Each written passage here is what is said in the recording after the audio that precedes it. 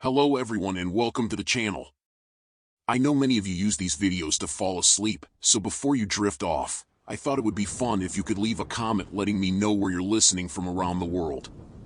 Also, if you're enjoying the episodes, please like and subscribe. Alright, let's get comfy and relaxed, and let's begin. My friend, when Jake and I decided to take a road trip through Texas, we'd been planning it for months, eager to see the rural parts of the state far from the big cities. We packed up the car and hit the road, excited for the adventure. After a long day of driving, we needed a place to crash for the night. We found a small, run-down motel just off the highway. It looked a bit sketchy, but we were too tired to keep driving. The neon sign flickered as we pulled into the empty parking lot. The manager, an older guy probably in his late 50s, seemed friendly enough, maybe a bit too friendly. He gave us a room key and told us to let him know if we needed anything. The room was basic, just 2 beds, a TV, and a small bathroom. It smelled a bit musty, but we didn't care, we just wanted to sleep. After getting settled, Jake turned on the TV while I took a shower. When I came out, Jake was already half asleep, the TV playing some late-night infomercial. I lay down and tried to relax, but something felt off. I couldn't put my finger on it, just a nagging feeling in the back of my mind. I shrugged it off and closed my eyes, hoping to get some rest. In the middle of the night, I woke up to a strange noise. It sounded like a faint buzzing. I sat up and looked around the dark room, trying to figure out where it was coming from. Jake was still asleep, snoring softly. The noise seemed to be coming from behind the TV. I got up and moved closer, squinting in the dim light. That's when I saw a tiny hole in the wall right behind the TV. I leaned in closer, peering into the hole. It was too dark to see anything, but the buzzing noise was louder now. My heart started to race. I grabbed my phone and used the flashlight to get a better look. There was a small black device in the hole, and it was definitely a camera. I felt a wave of panic wash over me. Why was there a camera in our room? I shook Jake awake, trying to stay calm. He groggily sat up, rubbing his eyes. "What's going on?" he mumbled. "There's a camera," I whispered, pointing to the hole behind the TV.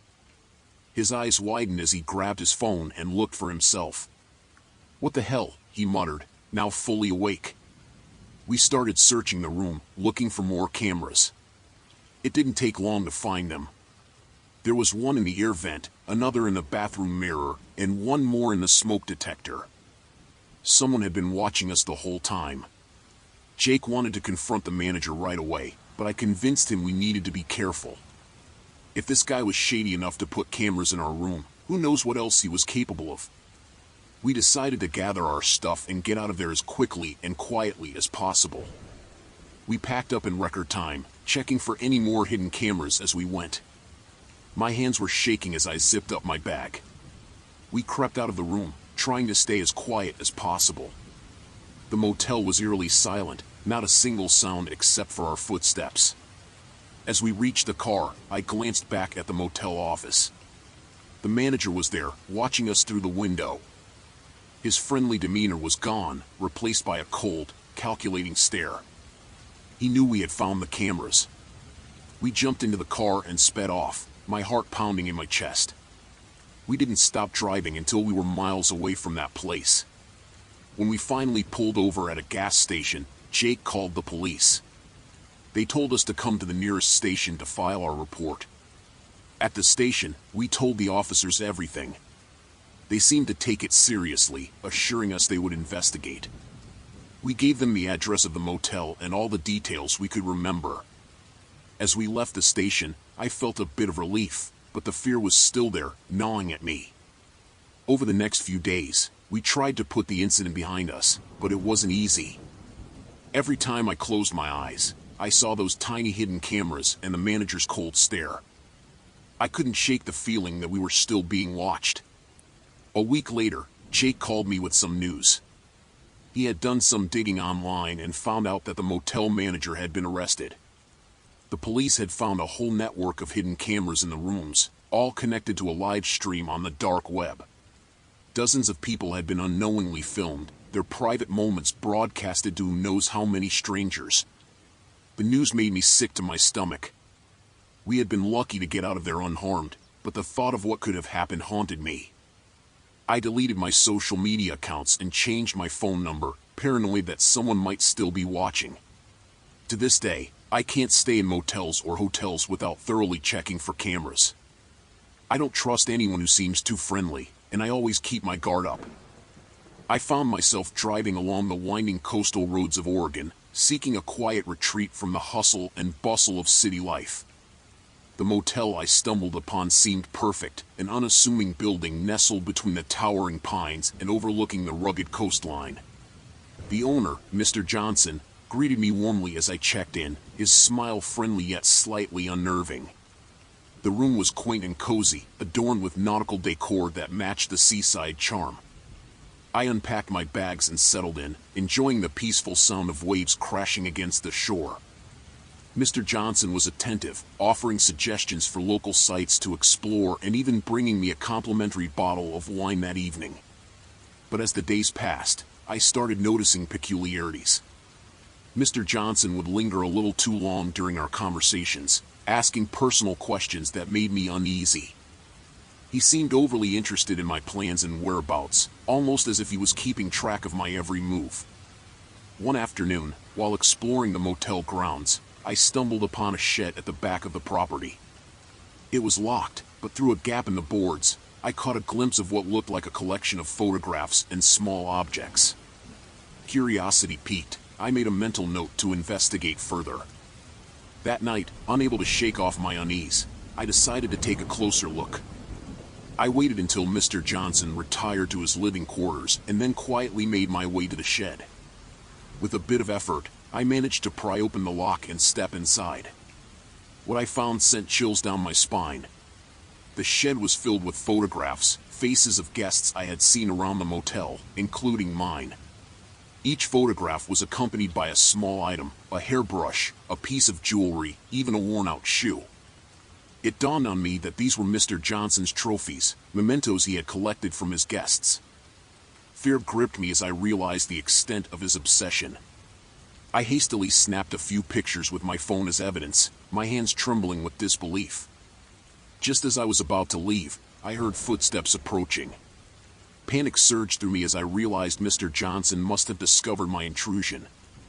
I barely had time to hide behind a stack of crates when he entered the shed, a flashlight in hand. His expression was cold and calculating, a stark contrast to the friendly demeanor he had shown me earlier. He scanned the room, his gaze lingering on the open lock, and then began muttering to himself. Heart pounding, I held my breath, praying he wouldn't find me. Minutes felt like hours as I waited for him to leave. Finally, he turned and walked out, locking the shed behind him. I waited a few more agonizing moments before daring to move. I made my way back to my room in a daze, my mind racing with fear and confusion. I knew I had to leave immediately, but I couldn't risk confronting Mr. Johnson again. I hastily packed my belongings, leaving behind anything that might slow me down. As I reached the parking lot, I noticed Mr. Johnson standing near the reception area, his gaze fixed on the shed. I knew he must have suspected someone had been there. With my heart in my throat, I quietly slipped into my car and started the engine, praying he wouldn't notice me. I drove away as quickly as I could, my eyes constantly checking the rearview mirror for any sign of pursuit. The coastal scenery that had seemed so serene only days before now felt ominous and threatening. I didn't stop until I reached the nearest town, where I booked a room in a busy hotel, surrounded by other guests and far away from Mr. Johnson's motel. I reported the incident to the local authorities, showing them the photographs I had taken as proof. They assured me they would investigate, but warned that without concrete evidence of criminal activity, their hands were tied. I couldn't shake the feeling that Mr. Johnson had been watching me, even from afar. In the days that followed, I couldn't sleep properly, haunted by the realization of how close I had come to becoming one of Mr. Johnson's trophies. I kept imagining what might have happened if he had caught me in the shed. The thought sent shivers down my spine. Months passed, and eventually, I learned from a news report that Mr. Johnson had been arrested on unrelated charges. They found evidence linking him to a string of burglaries in the area, but there was no mention of his disturbing collection of trophies. I tried to put the ordeal behind me, but the memory of that coastal Oregon motel and its sinister owner still lingers. Working the night shift at the distribution center in New Jersey was usually uneventful. The warehouse was massive, stretching out in every direction, filled with boxes and crates. The silence of the night was only broken by the hum of forklifts and the occasional chatter on walkie-talkies. I liked the quiet, the monotony. It was easy money, and I didn't mind the hours. That night started like any other. I clocked in at 10 p.m., grabbed my checklist, and started my rounds. It was just me and a handful of other workers spread out across the facility. Most of them kept to themselves, and I didn't know them well, just nodded in passing and kept to my tasks. Around midnight, I was doing inventory in one of the far aisles when I heard hushed voices coming from the loading dock. It struck me as odd because the dock was supposed to be closed and locked up at this hour. Curiosity got the better of me, so I crept closer, staying in the shadows. I peeked around a stack of crates and saw a small group of my coworkers huddled together. There was Tony, the shift supervisor, and a couple of guys I recognized but didn't know by name. They were unloading boxes from a truck that wasn't on any of the manifests. The way they moved, fast and furtive, set off alarm bells in my head. I strained to hear what they were saying. "Make sure everything's accounted for," Tony said. "We can't afford any mistakes tonight." One of the other guys nodded. "Yeah, the boss won't be happy if anything goes missing. You know how he is." I couldn't believe what I was hearing. My heart started pounding. It was clear they were up to something illegal, and I was in way over my head. I thought about just walking away, pretending I hadn't seen anything, but as I took a step back, my foot hit a loose piece of wood, and it made a loud crack. The conversation stopped abruptly. Tony's head snapped up, and his eyes scanned the area. I ducked behind the crates, holding my breath. "Who's there?" he called out, his voice hard and suspicious. I didn't move a muscle. I could hear my own heartbeat loud in my ears. After a moment, Tony seemed to dismiss it. "Probably just a rat," he muttered. "Let's get this done." I waited until they were back to work before I slowly backed away and made my way to the break room, my mind racing. What should I do? Report them? But to whom? Tony was the shift supervisor, the one person I'd normally go to with any issues. And what if they found out it was me who snitched? They could make my life hell, or worse. I decided to play it cool for the rest of the shift. I went about my tasks, avoiding the loading dock and keeping to myself. But the images of them unloading those boxes kept flashing in my mind. I couldn't shake the feeling of dread. When the shift ended at 6 a.m., I clocked out and headed to my car. The cold morning air felt good against my skin, but it didn't clear my head. I drove home in a daze, barely registering the familiar sights along the way. All I could think about was what I'd seen and what I should do next. That evening, I couldn't sleep. I kept tossing and turning, my thoughts a jumbled mess. Around midnight, I got up and decided to do some research. I looked up drug trafficking operations and the penalties for getting involved. It was serious stuff. People went to prison for years for what Tony and the others were doing. The next night at work, I kept my head down and did my job, trying to act normal. But every time I saw Tony or the other guys, I felt a surge of anxiety. I couldn't shake the feeling that they knew I'd seen something, that they were watching me. A week passed, and I was a wreck. I barely slept, and I was constantly looking over my shoulder. One night, as I was finishing my shift, Tony cornered me in the break room. "Hey, got a minute?" he asked, his tone casual but his eyes hard. "Sure," I replied, my heart racing. He closed the door behind him and leaned against it. "You've been acting strange lately. Everything okay?" I forced a smile. "Yeah, just tired, I guess." He stared at me for a long moment, and I could feel the sweat on my forehead. "You know, it's important to stay focused on the job. Distractions can be dangerous." I nodded, not trusting myself to speak. "Good," he said, clapping me on the shoulder. "Keep it that way." After he left, I sat down, my legs feeling weak. It was a warning, plain and simple. I knew then that I had to do something. I couldn't keep living like this, in fear every day. But I had to be smart about it. The next night, I waited until Tony and the others were busy with their illicit activities. I snuck into the office and used the phone to call the anonymous tip line for the police. I kept my voice low, giving them all the details I could without revealing my identity. I hung up, my heart pounding. I hoped I'd done the right thing. All I could do now was wait. The following night, the warehouse was raided. Police swarmed the place, arresting Tony and his crew.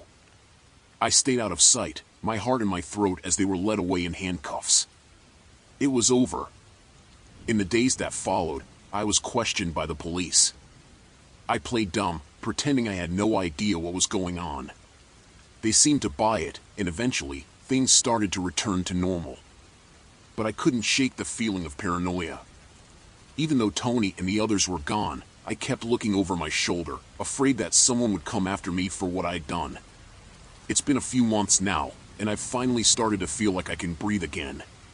But I'll never forget those nights in the warehouse, the fear and the sense of danger that hung over me. I learned a lot about myself through this ordeal, about courage and fear and the lengths I'd go to protect myself. I hope I never have to go through something like that again, but if I do, at least I know I can handle it. I always wanted a classic car. It was a dream of mine for years, so when I found one for sale in Philadelphia, I jumped at the chance. It was a 1967 Mustang in pretty good shape, and the price was reasonable. The seller, a guy named Mike, seemed nice enough.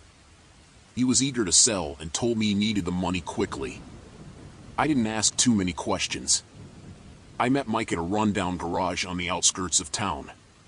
The place looked abandoned, but the Mustang was there, clean under a layer of dust. We made the deal, and he handed over the keys. I drove the car home, feeling like I had just scored the deal of a lifetime. The first sign of trouble came the next day.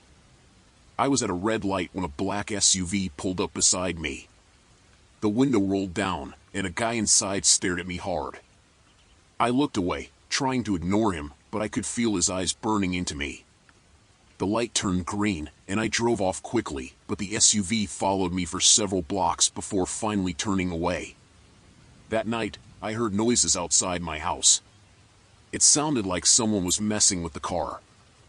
I grabbed a flashlight and went to check, but by the time I got outside, no one was there. The car was fine, but I couldn't shake the feeling that something was wrong. A few days later, I was driving to work when the SUV appeared again. This time, it was right on my tail. I tried to lose them, weaving through traffic, but they stayed with me. Finally, I pulled into a crowded parking lot and ran inside a store, hoping they wouldn't follow. They didn't, but when I came back out, there was a note on my windshield. It said, "We know who you are." I decided to call Mike. His phone went straight to voicemail. I tried a few more times, but no luck. I started to get really worried. That evening, I noticed the SUV parked down the street from my house. They were watching me. The next morning, I found my tires slashed. I called a tow truck and had the car taken to a nearby garage. The mechanic told me it would take a few days to get new tires and fix some other minor issues. I felt a bit of relief, thinking maybe things would calm down without the car around. But that night, someone broke into my house. I woke up to the sound of shattering glass and footsteps downstairs. I grabbed a baseball bat and crept down the stairs, heart pounding. There were two men in my living room, rummaging through my stuff. They saw me, and one of them lunged. I swung the bat, hitting him in the side. He went down, but the other guy pulled a knife. I backed up, trying to keep the bat between us. He slashed at me, and I felt a sharp pain in my arm. I swung the bat again, hitting his arm and knocking the knife away. He tackled me, and we both went down hard. I managed to get on top of him and hit him again until he stopped moving. I grabbed my phone and called the police. They arrived within minutes and arrested the two men. I was taken to the hospital, where I got stitches for the cut on my arm.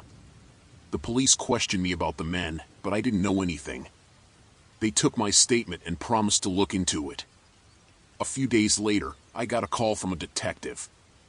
He told me that the men who broke into my house were part of a gang, and they were looking for something they thought Mike had left in the car.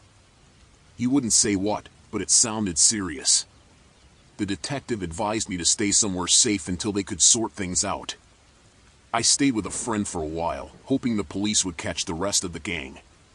They kept the Mustang as evidence, which was fine by me. I didn't want anything to do with it anymore. Eventually, the police busted the gang, and things started to calm down. They returned the car, but I sold it as soon as I could. I didn't want any more trouble. I worked late shifts at a small office in Montana, handling data entry for a local business. It was a quiet job, perfect for someone like me who enjoyed the solitude.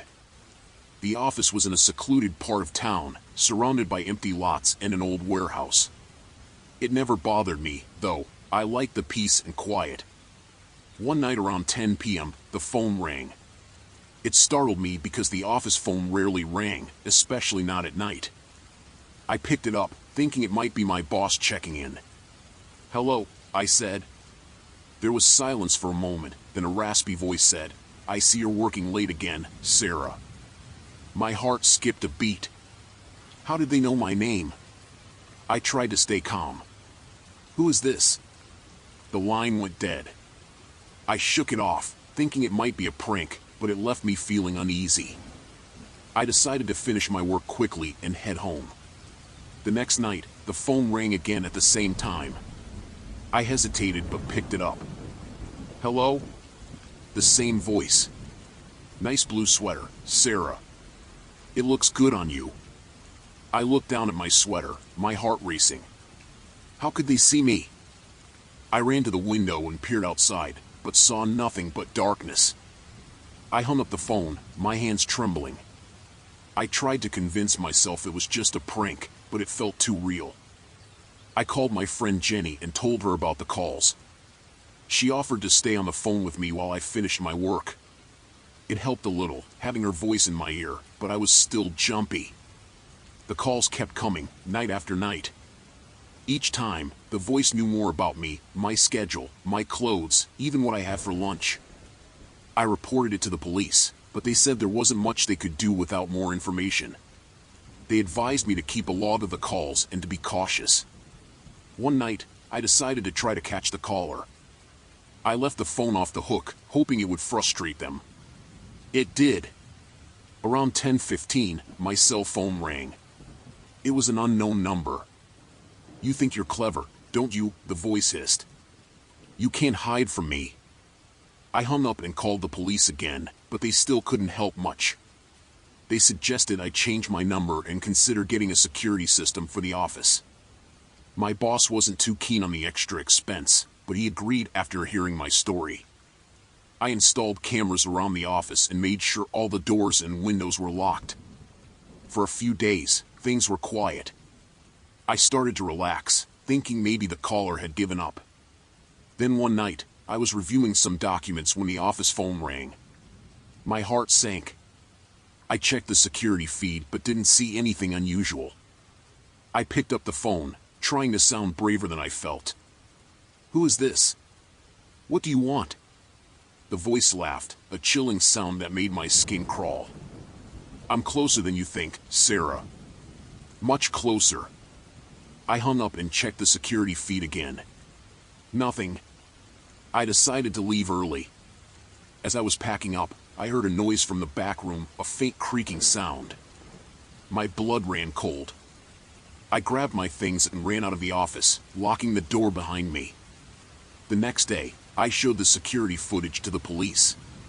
They found nothing unusual, no sign of anyone near the office. They suggested it might be someone I knew, but I couldn't think of anyone who would do this to me. I started staying with Jenny, not wanting to be alone. She lived a few miles away, and the commute was longer, but I felt safer. We set up a system where she would call me at 10 p.m. every night to check on me. One night, while at Jenny's, I got a call from an unknown number. My heart pounded as I answered. "Hello?" The voice was calm, almost friendly. "Miss me, Sarah?" I dropped the phone and backed away, my legs shaking.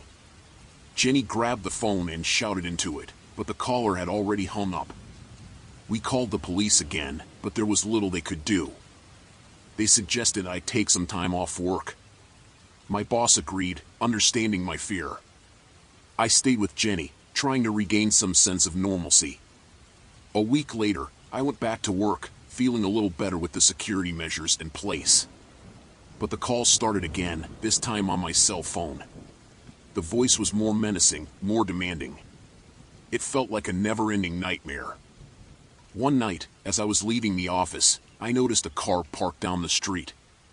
It hadn't been there before. I got into my car and drove home, constantly checking my rearview mirror. The car followed me. My heart raced as I pulled into Jenny's driveway. I ran inside, locking the door behind me. The car parked outside, and I watched as a figure got out and approached the house. I called the police, my hands shaking so badly I could barely dial. Jenny grabbed a baseball bat, ready to defend us. The police arrived just as the figure reached the front door. It was a man in his 40s, disheveled and angry. They arrested him and found out he had been stalking me for weeks. He had installed hidden cameras in the office and had been watching my every move. The police assured me he would be charged and that I would be safe now. I changed my numbers, moved to a new apartment, and tried to move on with my life. But the fear never really went away. I always double-check my locks, and I never stay late at work anymore. It's a terrifying experience that I wouldn't wish on anyone. The feeling of being watched, of not knowing who to trust, stays with you. I'm grateful to be safe now, but I'll never forget those nights in the office, wondering if I would make it out alive. I was driving alone on the outskirts of Las Vegas, the city lights fading behind me as I headed towards the empty desert. The road stretched out ahead, dark and desolate, with nothing but the occasional cactus and tumbleweed for company. It was late, and I was tired, but I wanted to make it to my destination before calling it a night. As I drove, I noticed headlights in my rearview mirror. At first, I didn't think much of it, assuming it was just another traveler on the road. But then the car got closer, tailgating me and flashing its high beams. I frowned, wondering why they were driving so aggressively. I tried to ignore them, focusing on the road ahead, but the car didn't let up, swerving dangerously close to my bumper and then falling back again. I felt a knot of fear in my stomach, realizing that this was no ordinary driver. They were deliberately trying to intimidate me. I sped up, hoping to lose them, but they matched my speed, staying right on my tail. Panic surged through me as I realized they weren't going to give up easily. I had to do something before they caused an accident. I glanced at my phone, debating whether to call the police, but I didn't want to take my eyes off the road for even a second. Instead, I focused on staying calm and getting away from the other car. I saw a turnoff up ahead, a narrow dirt road leading into the desert. Without thinking, I veered off the highway and onto the rough terrain. The car followed, its headlights bobbing over the bumps and dips in the road. I pushed my car to its limits, weaving through the desert landscape in a desperate attempt to escape. But no matter how fast I drove or how many twists and turns I made, the other car stayed right behind me, like a shadow that wouldn't let go. I glanced in my rearview mirror and saw the driver's face, illuminated by the glow of the dashboard lights. They were wearing a ski mask, their eyes fixed on me with a chilling intensity. My blood ran cold as I realized they weren't just trying to scare me, they meant to do me harm. I felt a surge of adrenaline as I realized I was in a fight for my life. I had to outsmart my pursuer and find a way to get help, but out here in the middle of nowhere, with no one around for miles, that seemed like an impossible task. I spotted a cluster of rocks up ahead, a potential hiding spot where I could make a stand. I slowed down, waiting until the last possible moment before swerving off the road and ducking behind the boulders. The other car screeched to a halt behind me, its headlights cutting through the darkness like twin searchlights. I held my breath, waiting for them to find me, but seconds ticked by and there was no sign of movement. I risked a glance around the edge of the rock, my heart pounding in my chest. The other car was parked a few yards away, its engine idling, but there was no sign of the driver. I knew I couldn't stay hidden forever. Sooner or later, they would find me, and then I would be defenseless. I had to come up with a plan, and fast. I reached into the glove compartment and grabbed a flashlight, flicking it on and shining it towards the other car. I didn't see anyone inside, but that didn't mean they weren't out there, waiting for me to make a move. I took a deep breath and stepped out from behind the rock, keeping the flashlight trained on the other car. I moved slowly, my senses on high alert, ready for anything. Suddenly, I heard a noise behind me, the crunch of gravel underfoot. I spun around, the beam of my flashlight cutting through the darkness, and that's when I saw them, the driver, emerging from the shadows with a knife in their hand. I froze, my mind racing as I tried to think of a way out of this nightmare. But before I could react, they lunged at me, the glint of the blade flashing in the moonlight. Instinct took over, and I dodged out of the way, feeling the rush of air as the knife sliced through the space where I had been standing. Adrenaline surged through me as I fought back, swinging the flashlight like a weapon and aiming for their head. There was a sickening thud as the flashlight connected with their skull, and they stumbled backward, dazed. I didn't hesitate. I ran, my feet pounding against the hard desert ground as I sprinted towards my car. I could hear them behind me, cursing and shouting threats, but I didn't look back. I reached my car and jumped inside, slamming the door shut and locking it behind me. I started the engine and peeled out onto the dirt road, leaving the other car and its driver far behind me. As I drove, my hands shook on the wheel and tears streamed down my face, but I didn't stop until I reached the safety of the nearest town, where I called the police and reported what had happened. They promised to investigate, but I knew it would be hard to find someone in the vast expanse of the desert. I never found out who was chasing me that night or why they had targeted me, but I'll never forget the terror I felt as I fought for my life in the middle of the desert, with no one around to help. I was working the night shift as a janitor in a high-rise office building in downtown Chicago. The building was quiet as usual, and I was just doing my rounds, emptying trash bins and vacuuming the carpets. It was a pretty standard night until I got to the 15th floor. I stepped out of the elevator with my cleaning cart, the lights dimmed for the night. The silence was comforting, like every other night. I headed to the first office and started my routine. As I was finishing up, I heard a faint noise, like someone talking. I ignored it at first, thinking it might be coming from another floor, but then I heard it again, louder this time. I paused, trying to listen more closely. It was definitely coming from down the hall. Curiosity got the better of me, and I decided to check it out. I walked quietly down the hallway, the voices getting clearer. They were coming from one of the larger conference rooms. As I got closer, I realized the door was slightly ajar. I peered through the crack and saw 3 men inside, all dressed in black and wearing masks. They were armed with guns and were rifling through the drawers and cabinets. My heart started pounding. I knew I shouldn't be there, but I was frozen in place, unable to move. One of the men looked up, and I quickly ducked back, hoping he hadn't seen me. I backed away slowly, trying to get back to the elevator, but my foot caught on the edge of a carpet, and I stumbled, making a noise. The talking inside the room stopped. I heard footsteps approaching the door. Panicking, I looked for a place to hide. There was a supply closet a few feet away, and I darted inside, closing the door as quietly as I could. I could hear them now, their footsteps echoing in the hallway. They were looking for me. My heart was beating so loudly I was sure they could hear it. I held my breath, praying they wouldn't find me. "Did you see anyone?" one of them asked. "Yeah, someone was definitely out here," another replied. "Find them. We can't let them leave." I stayed as still as possible, clutching a mop handle like it was a weapon. The footsteps grew louder, and then they were right outside the closet. The doorknob turned, and I squeezed my eyes shut, waiting for the worst. The door creaked open, and I felt a cold breeze as it swung inward. I opened my eyes just a sliver and saw a pair of boots. One of the men stood there, scanning the room. He didn't see me tucked behind the door. After what felt like forever, he turned and walked away. I exhaled slowly, trying to calm myself. I knew I needed to get out of there, but I didn't know how. I waited until I couldn't hear their footsteps anymore, then quietly crept out of the closet. I headed for the stairwell, thinking it might be safer than the elevator. As I pushed open the stairwell door, it made a loud creak. I cringed, hoping they hadn't heard it. I started down the stairs, moving as quickly and quietly as I could. I was almost at the next landing when I heard the door above me burst open. "There he is," one of them shouted. I ran faster, my heart pounding in my ears.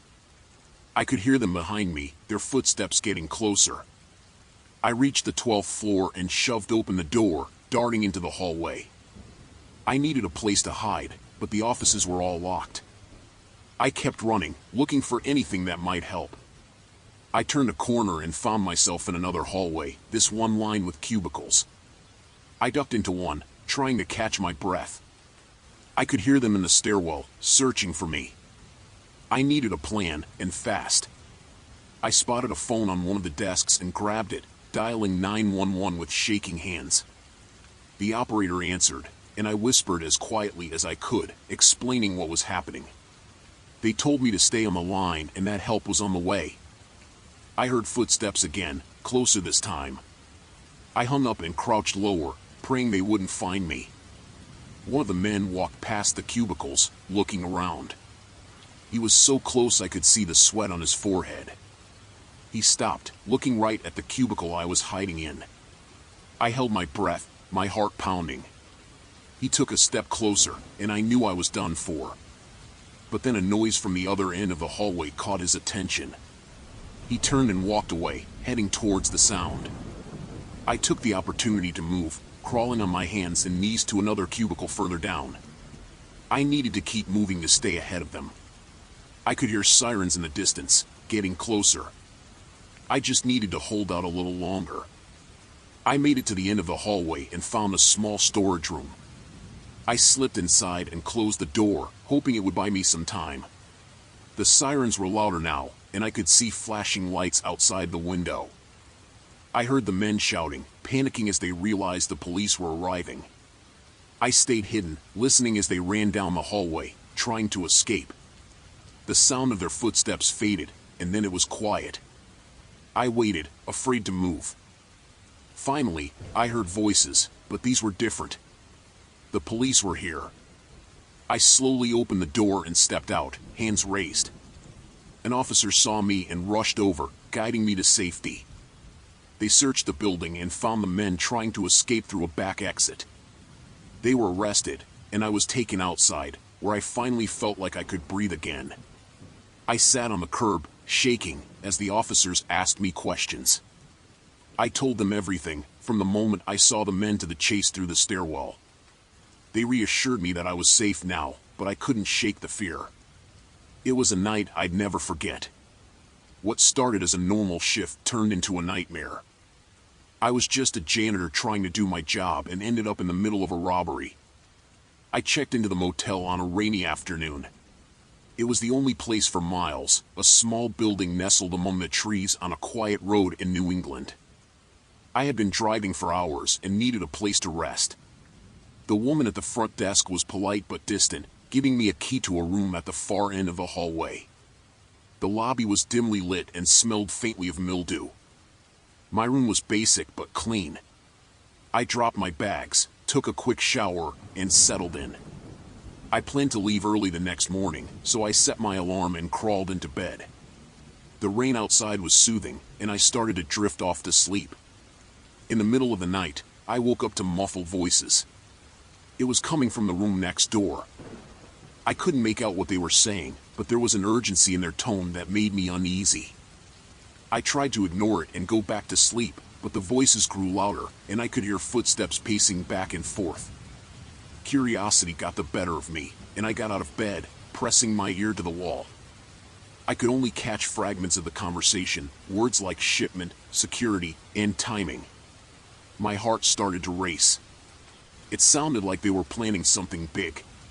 The next morning, I went to the lobby to get some coffee.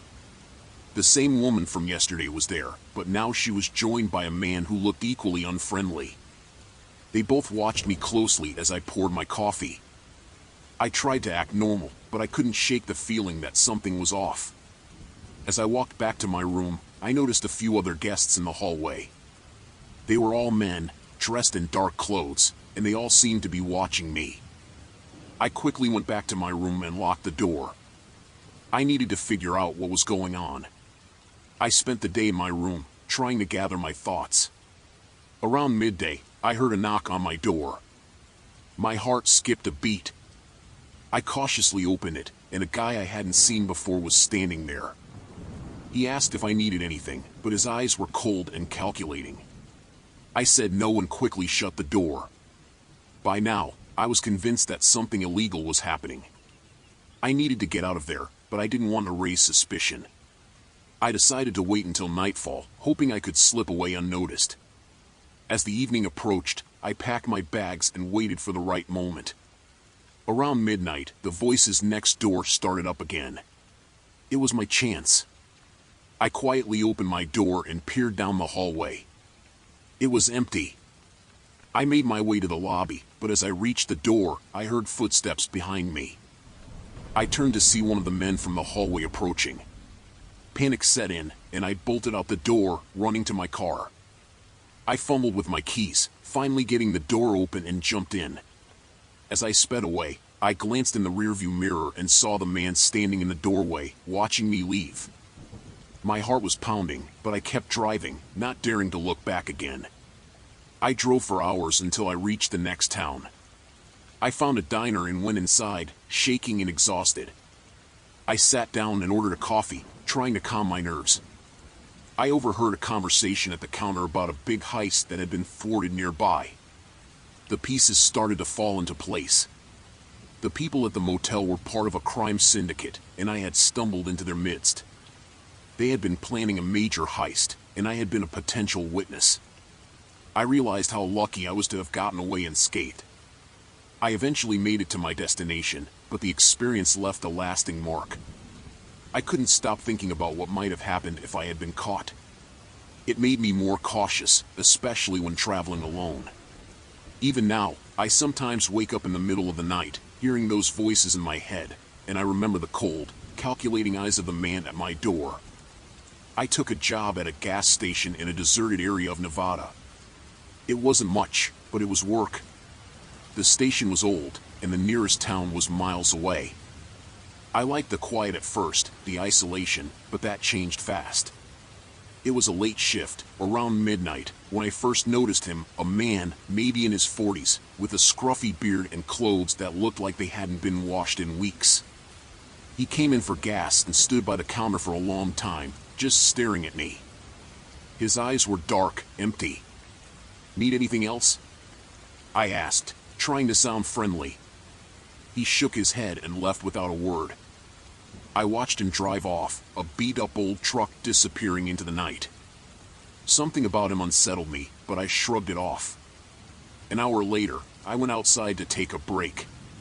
That's when I saw the spray paint on the side of the building, big red letters spelling out something I couldn't quite make out in the dim light.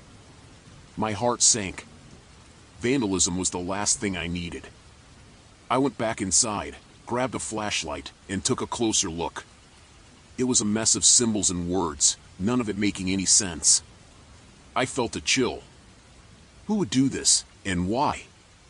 I decided to call my boss in the morning and report it. For now, I just wanted to get through the night. Around 2 a.m., I heard a noise from the back of the station. It sounded like metal scraping against metal. I grabbed the flashlight and went to check it out, my hands shaking as I turned the corner. The beam of light caught a glimpse of movement. Someone was there. "Who's there?" I called out, trying to keep my voice steady. No answer. I took a few steps closer, and that's when I saw him, the same man from earlier, crouched by the storage shed, a crowbar in his hand. "What are you doing?" I shouted, fear creeping into my voice. He stood up slowly, a menacing grin spreading across his face. "Just fixing things," he said, his voice cold and mocking. "Get out of here, or I'm calling the cops," I threatened, but he didn't move. Instead, he took a step towards me. "I don't think you'll do that," he said, and I realized he was right. The nearest police station was too far, and there was no way they'd get here in time. I backed away slowly, keeping the flashlight trained on him. He laughed, a low, chilling sound, and turned back to the shed. I ran inside, locked the door, and grabbed the phone. My hands were trembling so much I could barely dial. When I finally got through to the police, they told me to stay put, and they'd send someone as soon as they could. Hours passed, each minute stretching into an eternity. I kept watching the security monitors, but he was gone. I hoped he'd given up and left, but the damage was done. I knew he wasn't just some random vandal. He was targeting me. Around 4 a.m., the phone rang. I jumped, my heart pounding. It was my boss. I explained what happened, and he promised to come by in the morning. I hung up, feeling a little better, but I still couldn't shake the feeling of being watched. The sun started to rise, casting long shadows across the desert. I was exhausted, but I knew I had to stay alert. Just as I was starting to relax, I heard a loud crash from the front of the station. I ran to the door and looked outside. The man's truck was back, and he was smashing the windows with a tire iron. "Stop it!" I shouted, but he ignored me. I ran back inside and grabbed the only weapon I had, a baseball bat I kept behind the counter for protection. My hands were sweating, and my breath was coming in short gasps. When I got back outside, he was standing by the pump, the tire iron hanging loosely from his hand.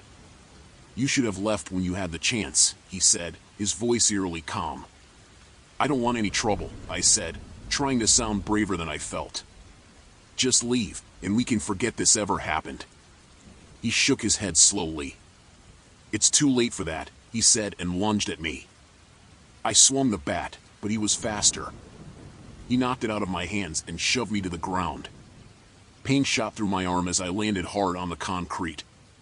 He stood over me, the tire iron raised, and I knew I was out of options. "Please," I begged, "just go." He paused, and for a moment, I thought he might actually listen. But then he smiled, a cruel, twisted smile, and raised the tire iron higher. I closed my eyes, bracing for the impact. Just then, I heard the sound of sirens in the distance. His smile faltered, and he looked around, panicked. The sirens grew louder, and he took a step back. "You got lucky," he spat and ran to his truck. I lay there, watching as he sped off, the sound of the sirens chasing him into the desert. The police arrived moments later, finding me bruised and shaken but alive. They took my statement, and I watched as they drove off in pursuit of the man. I knew they'd probably never find him. He was just a shadow in the night, a reminder of how vulnerable we really are. I quit my job the next day. I couldn't stay there, not after what happened. The station was just a building, but it held too many memories of fear and pain. I packed up my things and left Nevada, hoping to leave the terror behind. But even now, in the safety of my new home, I can't shake the feeling that he's still out there, watching, waiting. I don't think I'll ever truly feel safe again. I saw a beautiful old piano for sale in a small shop in Las Vegas. I couldn't resist. It was a grand piano with a rich, dark finish and ivory keys that felt smooth under my fingers. The shop owner said it had a history, once owned by someone famous, but he didn't say much more. I didn't care about the history, I just wanted the piano. I had the piano delivered to my apartment the next day. It fit perfectly in my living room, and I spent hours playing it, losing myself in the music. It wasn't until a week later that things started to get strange. One evening, I came home from work and found my front door slightly ajar. I was sure I had locked it. I stepped inside cautiously, nothing seemed out of place, but the piano. Lid was open. I never left it open.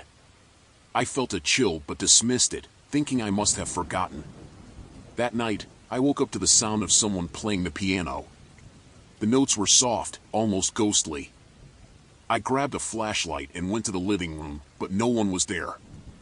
The piano lid was closed. I stood there, heart pounding, convinced I was losing my mind. The next morning, I found a note on my doorstep. It said, "We know you have it. Return it, or else." I had no idea what it meant, but I couldn't shake the feeling that it was about the piano. I called the shop owner, but his number was disconnected.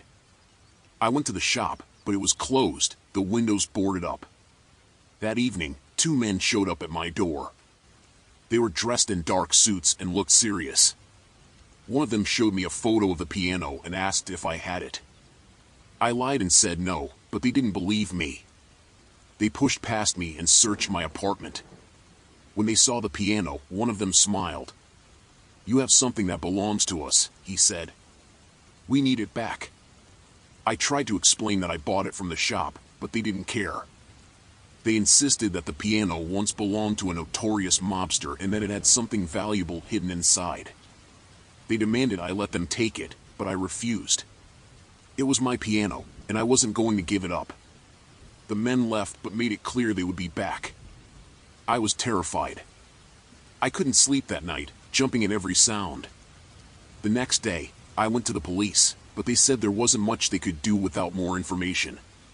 I felt helpless.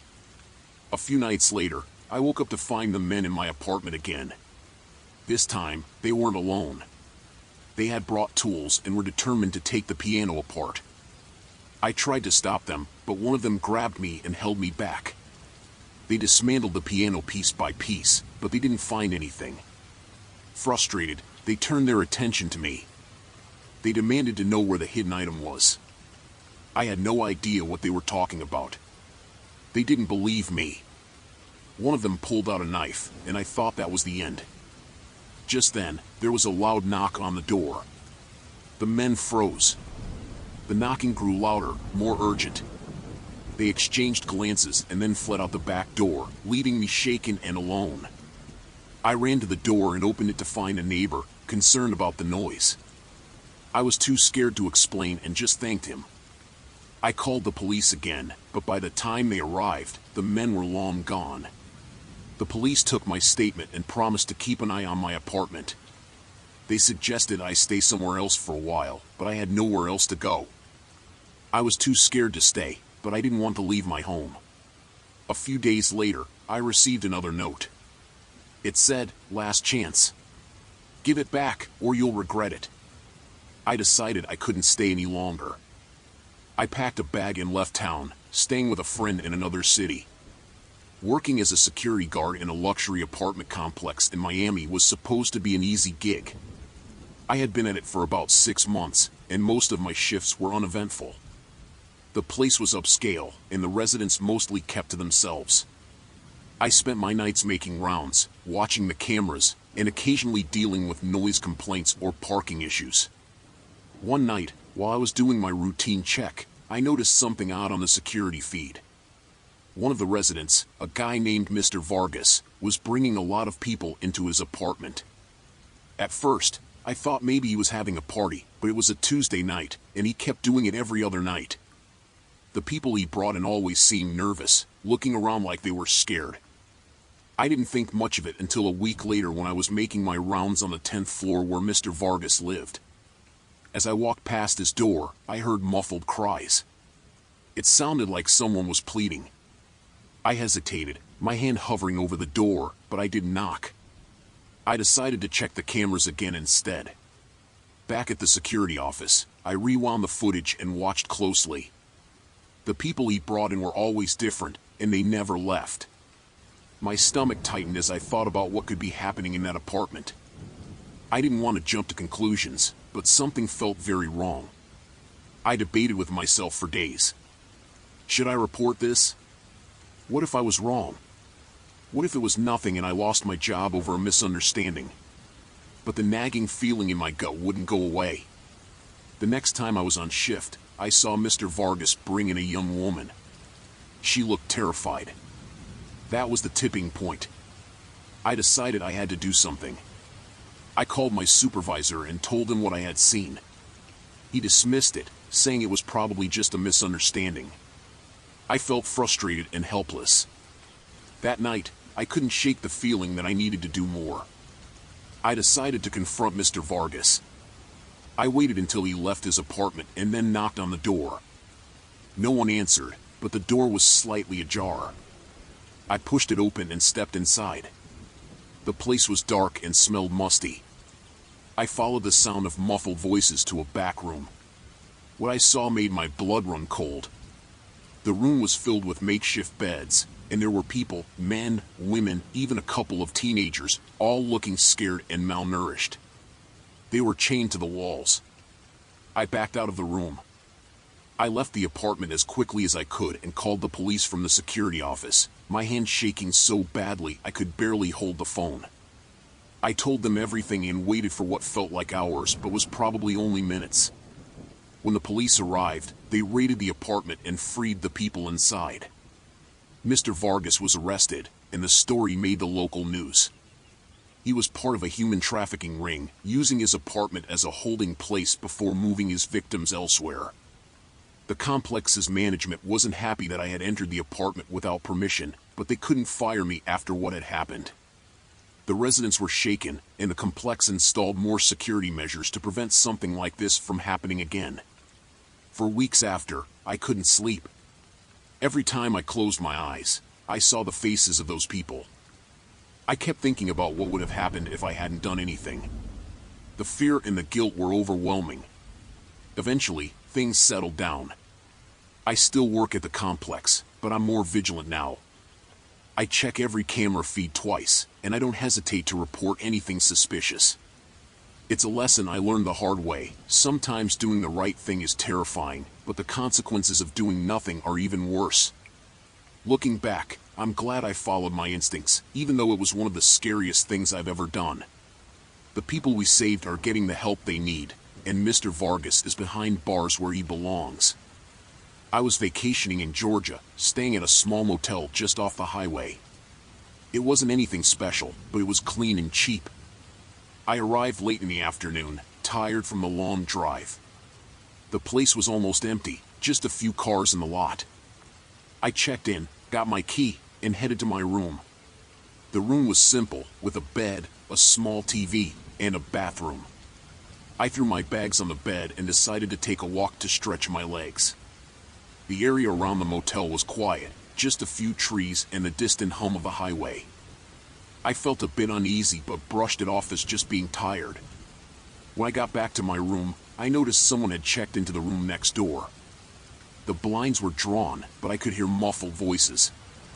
I didn't think much of it and went about my evening, grabbing a quick dinner from a nearby diner. Back in my room, I settled in to watch some TV. The voices next door were louder now, but still muffled. It sounded like an argument. I turned up the volume to drown it out, but I couldn't shake the feeling that something was off. The arguing continued, rising and falling in intensity. Eventually, curiosity got the better of me. I turned off the TV and pressed my ear to the wall. The voices were clearer now, a man's voice, low and threatening, and a woman's voice, pleading. My stomach knotted as I realized this wasn't just a regular argument. I debated what to do. Calling the front desk seemed pointless. The motel manager didn't strike me as someone who'd get involved. I didn't want to call the police without more information, but I couldn't just ignore it either. The voices grew louder, the man's tone more aggressive. I decided to take a closer look. I slipped out of my room and walked down the hallway, trying to be as quiet as possible. I stood outside the door to the next room, straining to hear. The man was saying something about staying quiet and not causing trouble. The woman was crying, begging him to let her go. My heart pounded. This was serious. I pulled out my phone and started recording, needing some evidence if I was going to call the police. Suddenly, the door to the room opened. I froze, not knowing what to do. The man stepped out, glancing around before closing the door behind him. He didn't see me, but I got a good look at him, tall, muscular, with a shaved head and a menacing look in his eyes. He walked down the hall, and I quickly ducked back into my room. I waited until I heard his footsteps fade away before I called the police. I explained what I had heard and seen, hoping they would take it seriously. They assured me they were sending someone right away. I stayed by the door, listening for any sign of the man's return. Minutes felt like hours as I waited. Finally, I heard the sound of sirens in the distance. The police arrived, and I stepped out to meet them, pointing them to the room next door. They knocked, identifying themselves. There was no answer at first, but then the door opened. The man tried to act calm, but the police weren't buying it. They pushed past him and found the woman inside, tied to a chair and clearly terrified. They quickly arrested the man and freed the woman. She was in shock, but otherwise okay. I gave my statement to the police, showing them the recording I had made. They thanked me for my help and assured me the man would be charged. The woman was taken to the hospital, and I was left standing there, shaken by what had just happened. The rest of my vacation was a blur. I couldn't stop thinking about that woman and what might have happened if I hadn't acted. I didn't get much sleep that night, jumping at every sound. By morning, I was ready to leave that motel behind. As I packed up my things, the motel manager knocked on my door. He apologized for what had happened and offered me a refund, but I just wanted to get out of there. I thanked him and left as quickly as I could. Driving away, I felt a mix of relief and lingering fear. I had stumbled into something terrible, but at least I had done something to help. The experience left me wary of places like that, reminding me that you never really know what's going on behind closed doors. We were on a cross-country trip, just me and my friend Mark. We had been driving for hours, and our stomachs were growling. We saw a sign for a diner in a small town, so we decided to stop and grab a bite. It was one of those classic, old-fashioned diners with a neon sign and a few cars parked outside. We went in and sat at a booth near the back. The place was mostly empty, just a couple of locals at the counter and an older waitress who looked like she had been working there forever. We ordered burgers and coffee and settled in, enjoying the break from the road. As we waited for our food, we couldn't help but overhear a conversation coming from the booth behind us.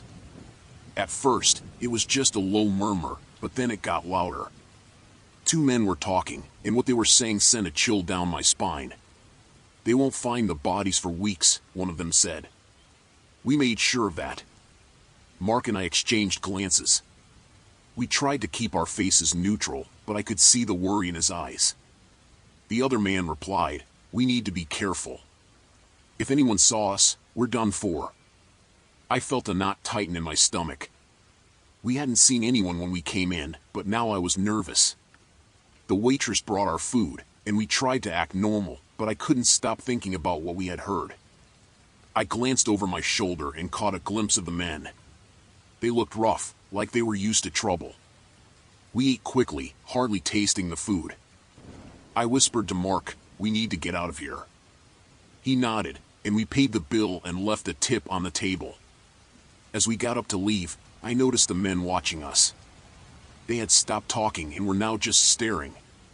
We walked out of the diner, trying to act casual, but as soon as we were outside, we hurried to the car. I fumbled with the keys, my hand shaking. Mark kept glancing back at the diner. "Hurry up," he urged. I finally got the door open, and we jumped in. I started the engine and pulled out of the parking lot, my heart pounding. We drove back to the main road, but I noticed in the rearview mirror that a truck had pulled out of the diner right after us. "It's them. They're following us," I said, trying to keep my voice steady. Mark looked back and cursed under his breath. "What do we do?" he asked. "Just drive," I said. "We need to lose them." I pressed the gas pedal and sped up, but the truck stayed right on our tail. We were on a lonely stretch of road, no other cars in sight.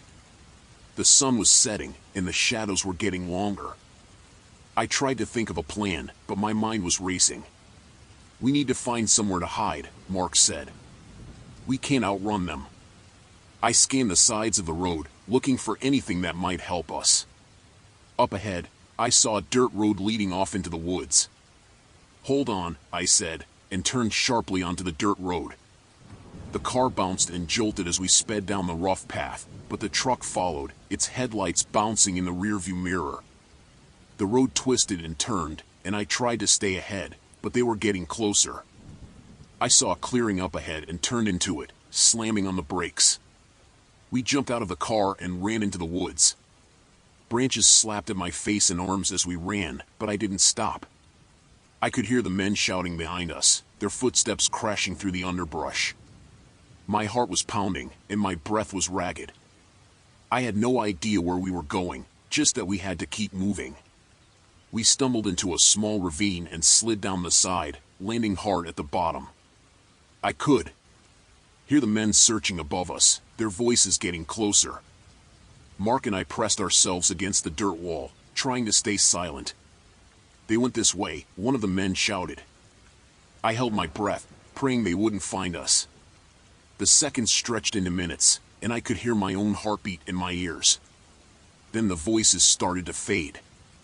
They were moving away. We stayed still, hardly daring to breathe, until we were sure they were gone. Finally, I whispered, "We need to keep moving."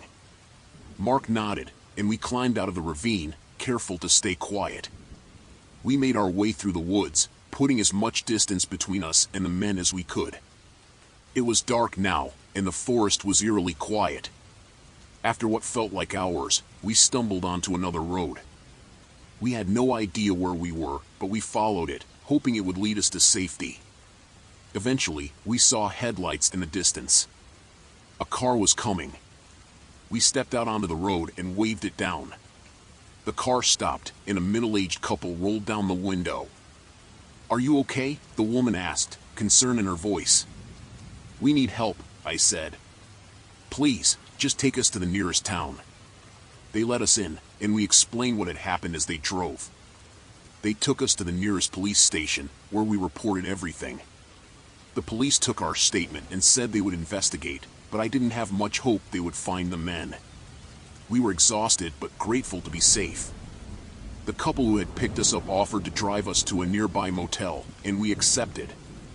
As we settled into the motel room, I couldn't shake the fear that still clung to me. We tried to get some sleep, but every noise outside made me jump. I kept thinking about what those men had said in the diner and how close we had come to being their next victims. It was a long night, but eventually, exhaustion took over, and I drifted off. The next morning, we decided to cut our trip short and head home. We were both shaken by what had happened and just wanted to put as much distance as possible between us and that town. As we drove, we stayed vigilant, watching for any sign of the truck. It took a while, but we finally started to feel a bit safer. We knew we had been lucky to get away. Traveling through South America had always been a dream of mine. I had saved up for years and finally took the plunge. I started in Argentina, making my way through Chile, Peru, and then Colombia. Each country had its own charm, and I felt more alive than I had in years. I arrived in Colombia with high spirits.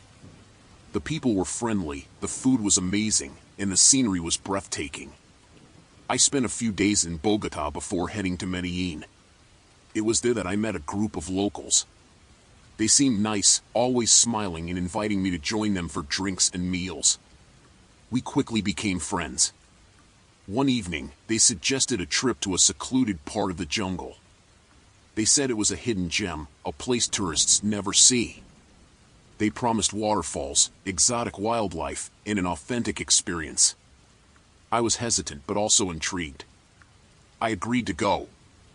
We set out early the next morning. The group consisted of Juan, the leader, along with Carlos, Maria, and a few others. They seemed excited and kept the mood light with jokes and laughter. We took a jeep deep into the jungle, far from any towns or cities. The road was rocky, but the scenery was beautiful. After a few hours, we arrived at a small clearing. Juan said we would need to hike the rest of the way. We grabbed our backpacks and set off on foot. The trail was narrow and overgrown, but Juan assured us it was the right way. The deeper we went, the more uneasy I felt. The jungle was dense, and the sounds of wildlife were all around us. We walked for what felt like hours. The sun was starting to set, and I was beginning to worry. I asked Juan how much farther it was, and he just smiled and said we were close. We finally reached a small campsite with a few makeshift huts. Juan said this was where we would spend the night. As we settled in, I noticed that Carlos and Maria were whispering to each other, occasionally glancing in my direction. My unease grew, but I tried to shake it off. We sat around a campfire, and one passed around a bottle of local liquor. I took a sip, but my nerves were too frayed to enjoy it. When it got dark, the atmosphere changed. Juan's friendly demeanor vanished. He and the others became quiet, almost tense. I felt trapped. Suddenly, Juan stood up and walked over to me. He looked down with a cold, hard stare. "We need to talk," he said, his voice low and threatening. Before I could react, Carlos and another man grabbed me, forcing me to my feet. They dragged me to one of the huts and threw me inside. I hit the ground hard, the breath knocked out of me. They locked the door from the outside, leaving me in darkness. Panic set in. I banged on the door, shouting for help, but no one responded. I tried to think of a way out. The walls of the hut were thin, made of wooden planks. I started to kick at them, hoping to break through. After several tries, one of the planks gave way, creating a small hole. I squeezed through, scratching my arms and tearing my shirt. Once outside, I saw that the campfire was still burning, but the group was nowhere in sight. I needed to get away fast.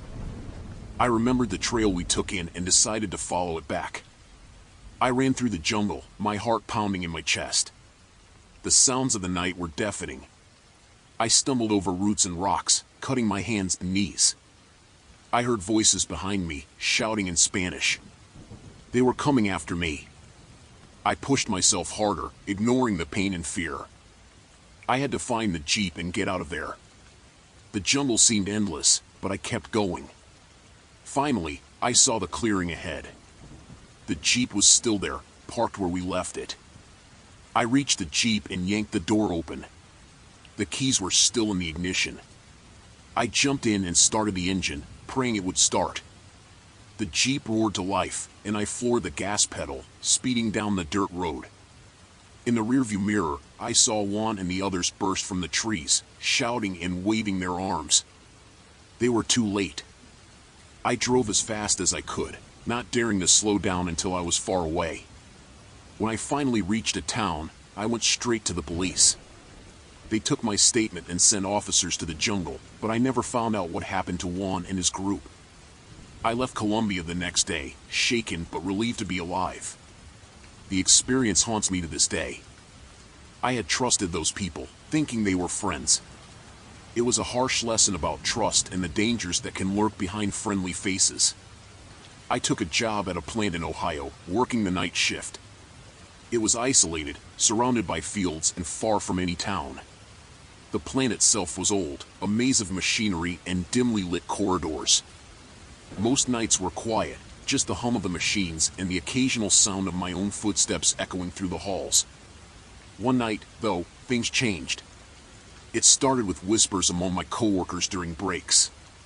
They seemed tense, glancing around nervously when they thought no one was looking. I tried to ignore it, focusing on my tasks and keeping to myself, but the unease in the air was palpable. Around midnight, I was making my rounds when I heard raised voices coming from one of the control rooms. I hesitated, unsure if I should intervene or pretend I didn't hear anything. Curiosity got the better of me, and I approached quietly, peering through the small window in the door. I saw several of my coworkers gathered around a computer screen. They were huddled close, talking in hushed tones. I couldn't make out what they were saying, but their expressions were serious, almost frantic. I backed away slowly, my heart pounding. What were they up to? Were they planning something? I debated whether to confront them or report it to our supervisor. Before I could decide, one of them noticed me standing there. "Hey, what are you doing?" he asked sharply, stepping towards me. I tried to stammer out an excuse, but he cut me off. "Mind your own business," he growled, and the others nodded in agreement. I backed away, my mind racing. Something was definitely going on, something they didn't want me to know about. I spent the rest of the shift on edge, watching my coworkers closely. They avoided me, speaking in hushed tones whenever I walked by. I felt like a stranger in my own workplace, surrounded by people I couldn't trust. As the hours ticked by, I couldn't shake the feeling that I was being watched. Every shadow seemed to hide a pair of eyes. Every creak of the floorboards made my heart skip a beat. I was alone, vulnerable, and unsure who I could turn to for help. Around 3 a.m., I decided to investigate further. I waited until the control room was empty and slipped inside. The computer screen was still on, displaying a complex diagram of the plant's systems. It looked normal at first glance, but something about it made my skin crawl. I scrolled through the files, searching for anything out of the ordinary. That's when I found it, a document. Labeled Plan. My hand shook as I opened it, revealing detailed instructions on how to sabotage the plant's machinery. My stomach churned. They were planning to cause a major malfunction, endangering everyone inside. Panic set in as I realized I had stumbled onto something dangerous, something that could have catastrophic consequences. Before I could react, the door slammed shut behind me. I whirled around to see my coworkers standing there, blocking my only exit. Their faces were twisted with anger. Betrayal. "You weren't supposed to see that," one of them hissed, advancing towards me. I backed away, my mind racing for a way out. They outnumbered me, and I knew I couldn't fight them off. "Please," I begged, my voice trembling. "Just let me go." They laughed, a cold, menacing sound that sent shivers down my spine. "Can't do that," another one said, pulling something from his pocket. It glinted in the dim light, a wrench, heavy and menacing. I looked around desperately, searching for anything I could use as a weapon, but the room was bare, the walls closing in around me. I was trapped, helpless.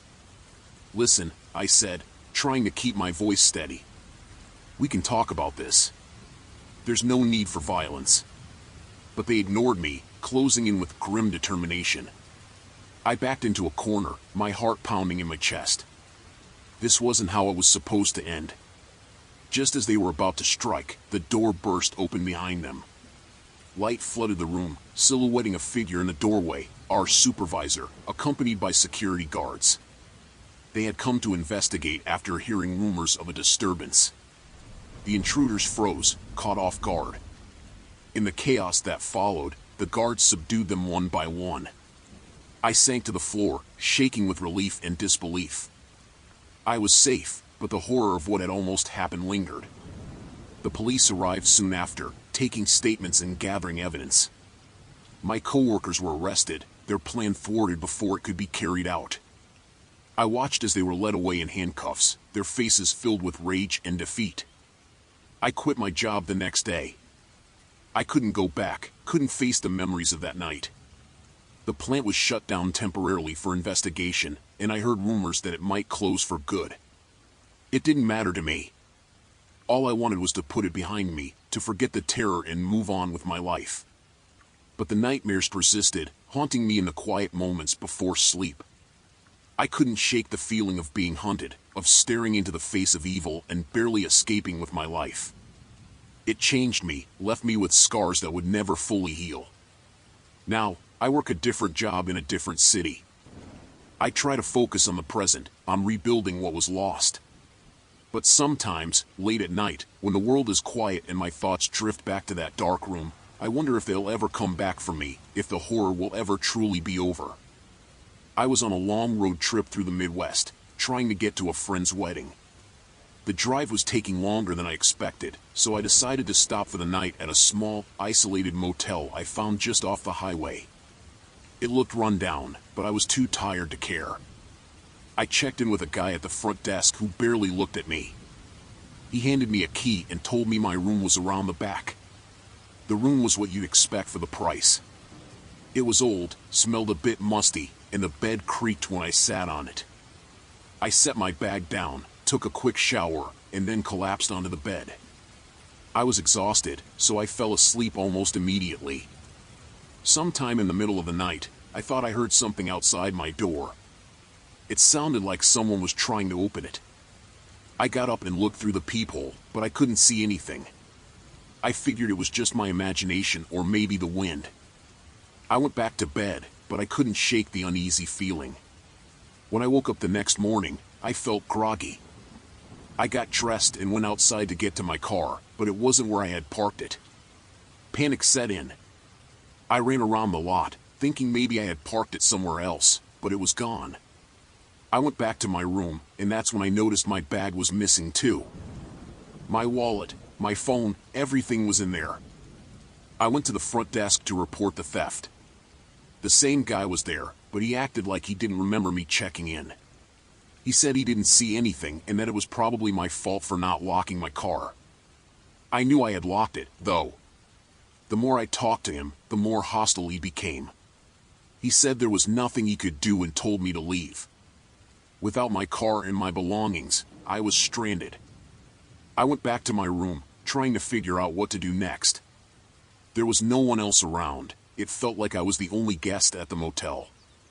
I decided to walk down the road to see if I could find help, but as I walked, I felt like I was being watched. I saw an old payphone near the edge of the property and tried to use it, but it was broken. When I turned around, I saw the guy from the front desk watching me from the doorway of the office. He had a strange look on his face, almost like he was enjoying my desperation. I went back to my room, feeling hopeless. I tried to think of a plan, but without my phone or any way to contact someone, I was stuck. I heard footsteps outside again and decided to see who it was. When I opened the door, I saw two men standing there, both of them looking rough and unfriendly. They told me they were there to help, but their smiles didn't reach their eyes. I backed away, trying to close the door, but one of them shoved it open and pushed me back into the room. They started going through my things, even though there wasn't much left to take. They found my car keys, which I had left on the nightstand, and one of them pocketed them with a grin. I tried to leave, but the other man blocked my way. They told me I wasn't going anywhere until I paid them for helping me. I had nothing to give them, and they knew it. They started arguing with each other, and I took the chance to slip past them and run out the door. I ran down the road, not looking back. I could hear them yelling, but I kept going. After what felt like hours, I saw a small diner up ahead. I burst through the doors, out of breath, and told the people inside what had happened. They looked at me with a mix of pity and disbelief, but called the police for me. When the police arrived, I told them everything. They went to the motel, but by the time they got there, the place was empty. The guy at the front desk and the two men were gone. They found my car hidden behind the motel, but everything inside it was gone. My belongings were never found. The police took me to the station, where I could finally call my family. They helped me get back on my feet, but the whole experience left me shaken. I couldn't believe how quickly things had gone wrong and how vulnerable I had been. I still think about that night sometimes, the feeling of being watched, the hostility of the motel staff, and the terror of realizing I was stranded with no help in sight. It's made me more cautious, especially when traveling alone. I bought the laptop from a guy on Craigslist. My old one had crashed, and I needed a replacement fast for work. The guy seemed normal enough, a little nervous maybe, but he handed it over with no issues. I got home, booted it up, and everything seemed fine. It was only later that night, as I was going through the files, that I found something strange. There was a folder hidden deep in the system. It didn't have a name, just a string of random characters. I almost ignored it, but curiosity got the better of me. Inside were hundreds of files, videos, documents, images. It didn't take long to realize they were all illegal, horrific stuff. I shut the laptop, heart pounding. I decided to call the police, but first, I needed some air. I walked out onto my balcony, trying to calm down. That's when I noticed a car parked across the street. It was the same car the guy had driven when he sold me the laptop. The hairs on my neck stood up. Was he watching me? I went back inside and called 911. I told them everything about the laptop and the files. They said someone would come over right away. I stayed near the window, keeping an eye on the car. It hadn't moved. Minutes later, the doorbell rang. I opened the door to two officers. I showed them the laptop and the files. They took it seriously, which was a relief. One of the officers took the laptop while the other stayed with me, asking questions. Suddenly, there was a loud crash from the front door. The officer with me drew his weapon and told me to stay put. I heard shouting followed by gunshots. The officer guarding me told me to hide. I ducked into the bathroom, trembling. After what felt like hours, the noise stopped. The officer came to get me. The other officer was down, and the guy from Craigslist was dead. It turns out he had been watching me, and when he saw the cops, he panicked. The police took my statement and assured me they'd handle everything. I stayed with a friend that night, too scared to be alone. The next day, they contacted me to say the files on the laptop were part of a larger investigation. The guy had been involved in some serious criminal activities. I was relieved it was over, but I couldn't shake the feeling of being watched. I moved to a new apartment, hoping a change of scenery would help. It took a while, but life started to feel normal again. I got a new laptop, this time from a store. I still think about that night sometimes, especially when I see a car parked too long outside my building. I checked into a motel just outside of Bismarck, North Dakota, late in the evening. It was a long drive, and I needed a place to rest. The motel looked ordinary enough, nothing fancy, but it would do for the night. The receptionist, a young woman with tired eyes, gave me a room key and a forced smile. Room 12. I thanked her and dragged my suitcase down the dimly lit hallway. The room was basic, a bed, TV, small bathroom. I unpacked a bit and decided to grab something to eat from a nearby diner. When I returned, it was dark, and the motel seemed eerily quiet. I shrugged it off, thinking everyone was probably asleep. That night, I slept fitfully. Around 2 a.m., I heard faint noises, like muffled voices and a thump. I got up, peeking through the blinds. The parking lot was empty except for my car and one other. I saw nothing out of the ordinary. Telling myself it was just my imagination, I went back to bed.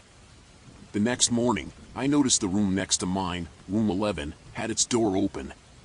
A middle-aged man was packing his things into his car. I nodded at him, but he didn't seem to notice.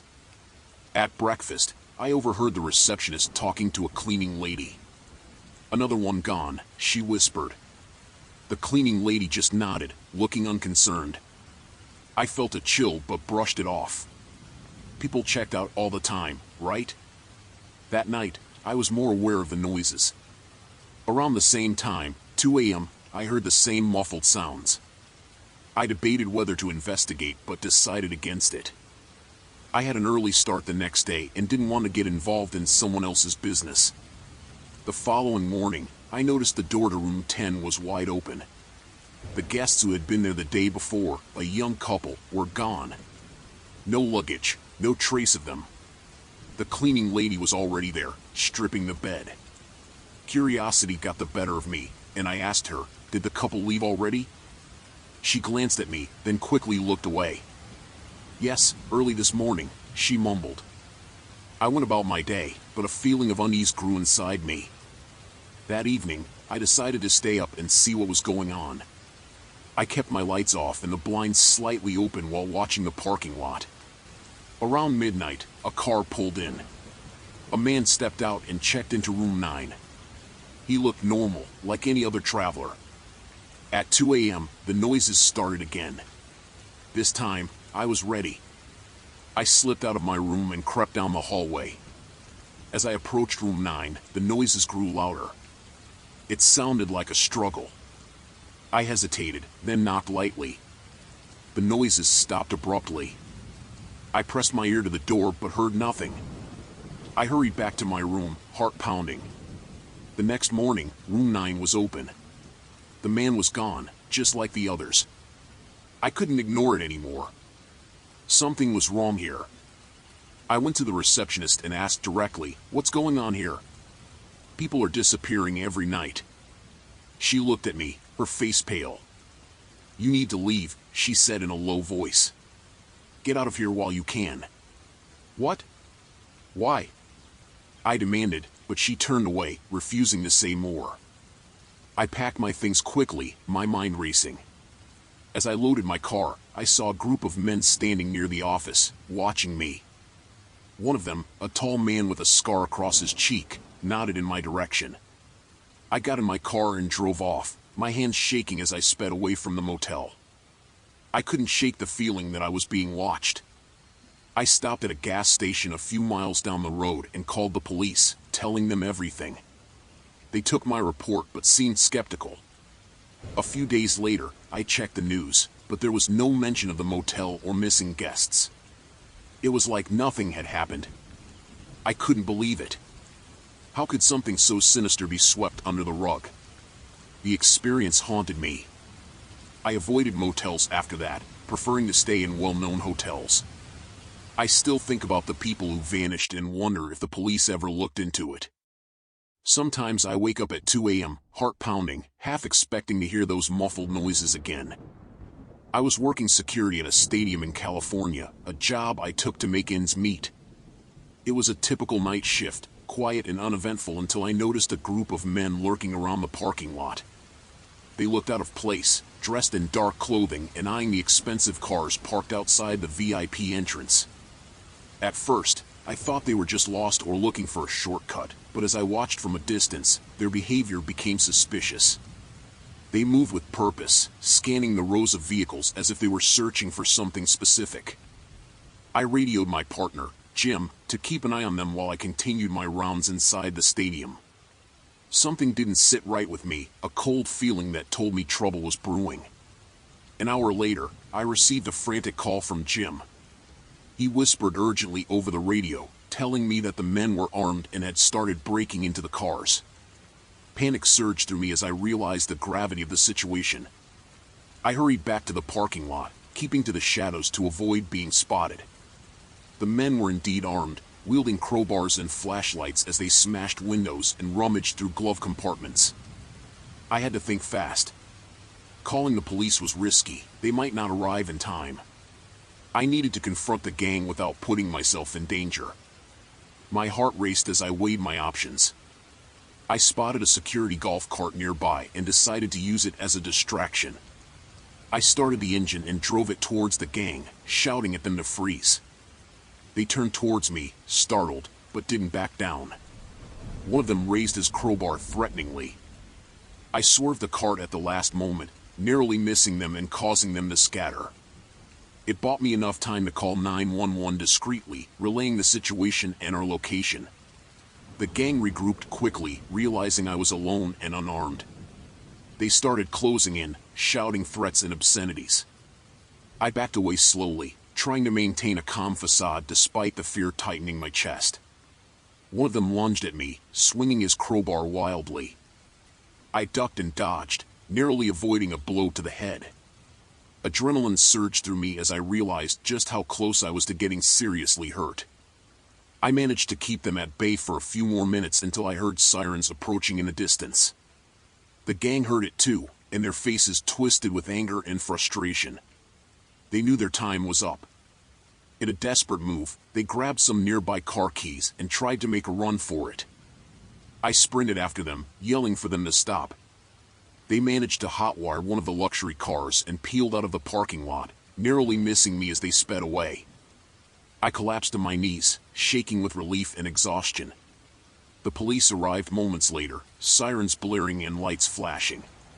They took statements from me and Jim, securing the scene and searching for any evidence left behind by the gang. As dawn broke, the stadium parking lot was a mess of shattered glass and damaged vehicles. I stood amidst the chaos, trying to process the night's events. I had faced danger head-on and come out alive, but the adrenaline still coursed through my veins. In the following days, the police made arrests based on the evidence gathered at the scene. The gang members were known criminals with a history of car thefts and other offenses. It sent a chill down my spine to think how close I had come to being a victim. I quit my job at the stadium soon after, unable to shake the memories of that terrifying night. The sight of those men, armed and dangerous, haunted my thoughts. It was a reminder of the darkness that lurked just beneath the surface, even in seemingly safe places. I moved to a quieter town, hoping to leave the fear and uncertainty behind me. but the experience had changed me, leaving me more cautious and wary of strangers.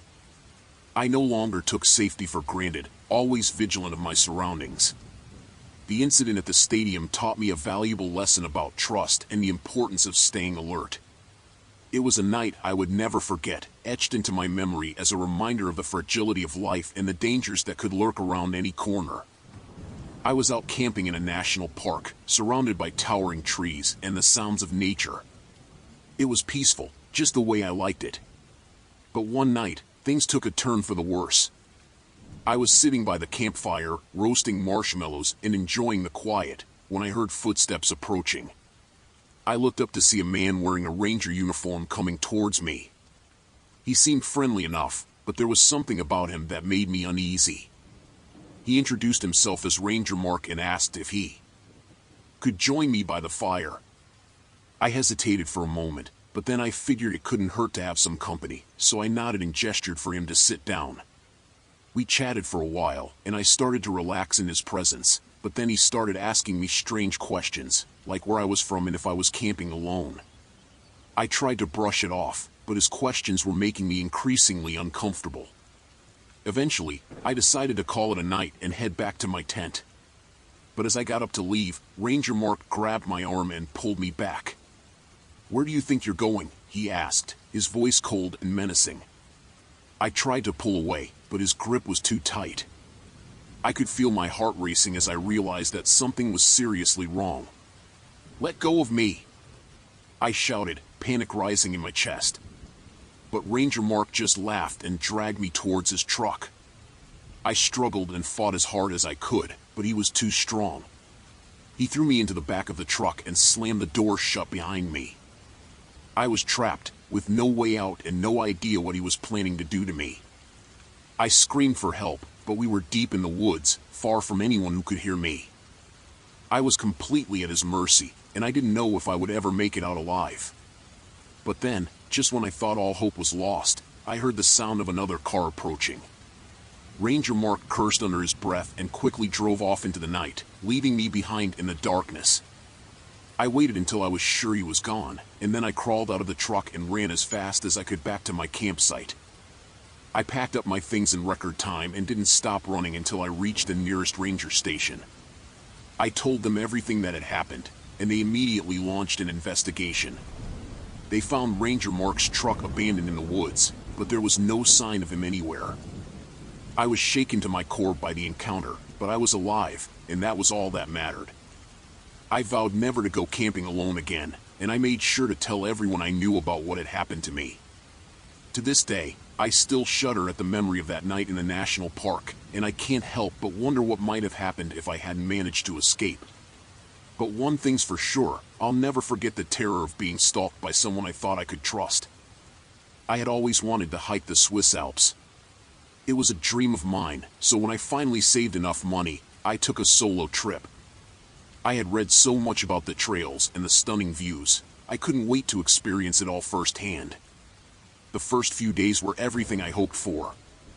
The air was fresh, the scenery was breathtaking, and I felt free. On the fourth day, I decided to take a less traveled path. I thought it would be nice to avoid the usual tourist spots. The trail was steep and rocky, but I was prepared, or at least I thought I was. About halfway through the day, I slipped on a wet rock and twisted my ankle badly. The pain shot through my leg, and I couldn't put any weight on it.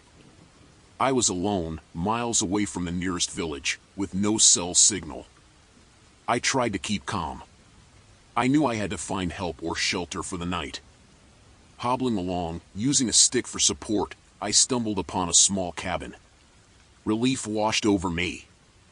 I knocked on the door, hoping someone would be inside. After a moment, a man opened the door. He was in his mid-40s, with a rugged look and piercing eyes. He seemed concerned when he saw me. I told him about my ankle, and he invited me in. The cabin was small but cozy, with a fire burning in the fireplace. He introduced himself as Hans and said he lived there alone. He offered to take a look at my ankle. I hesitated but eventually agreed, the pain too intense to refuse help. Hans examined my ankle and said it was badly sprained. He wrapped it in a bandage and gave me some painkillers. I was grateful and felt a bit more at ease. He said I could stay the night and he'd help me get to a doctor in the morning.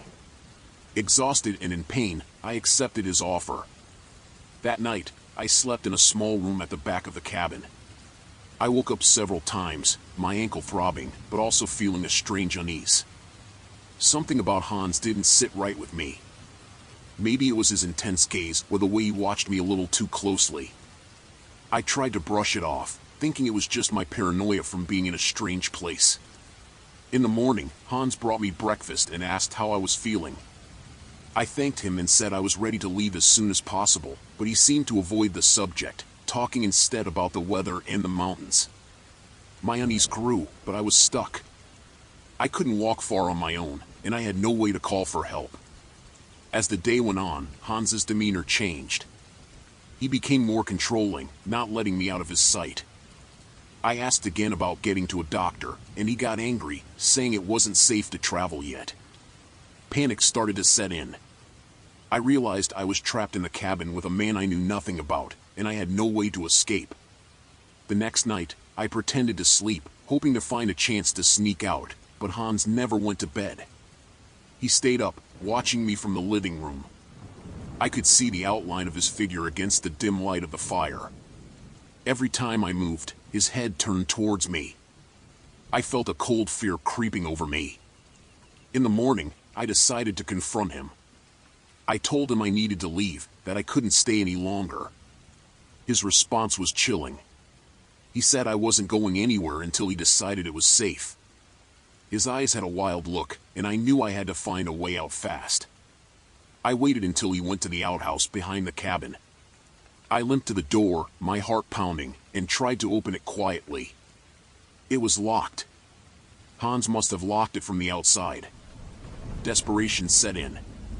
I looked around for anything I could use to defend myself or break a window, but there was nothing. When Hans came back, he saw me near the door and smiled, a knowing smile that sent chills down my spine. He didn't say anything, just sat by the fire and watched me. The days dragged on after that. He kept me in the room, bringing me food and water but never letting me out of his sight. My ankle slowly healed, but the psychological terror was worse than the physical pain. I knew I had to make a move. One night, when Hans fell asleep in his chair by the fire, I found a small, rusty knife in the kitchen. It wasn't much, but it was my only chance. I waited, barely breathing, until I was sure he was deeply asleep. Then I crept towards the door and managed to pick the lock with the knife. It took what felt like forever, every tiny noise making me jump. Finally, the lock clicked open. I slipped outside, the cold night air hitting me like a wall. I hobbled as fast as I could down the trail, not daring to look back. I heard a shout from the cabin and knew Hans had woken up. Panic gave me strength, and I pushed through the pain, moving faster than I thought possible. I reached a small village at dawn. The locals were shocked to see me, disheveled and in tears. They helped me to the nearest clinic, and I told them everything. The authorities were called, and they went to the cabin, but Hans was gone. They found evidence of other victims, though, people who had never been reported missing because they were travelers like me, far from home. I made it back home, but the experience left deep scars. The fear, the helplessness, it all stayed with me. I found this old bookstore downtown in Denver. It was one of those places that looked like it hadn't changed in 50 years, dusty shelves, creaky floors, and the smell of old paper. I loved it. I was hunting for a rare book I'd heard about, an obscure crime novel from the 1930s. I didn't really expect to find it, but I figured it was worth a shot. The owner was this old guy named Mr. Harris. He was friendly enough, and after chatting for a bit, he led me to a back room.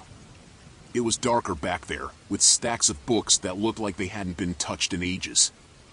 After some digging, he pulled out the book. It was exactly what I was looking for. I bought it and headed home, excited to start reading. The book was fascinating, a gritty story about crime and corruption, but something felt off.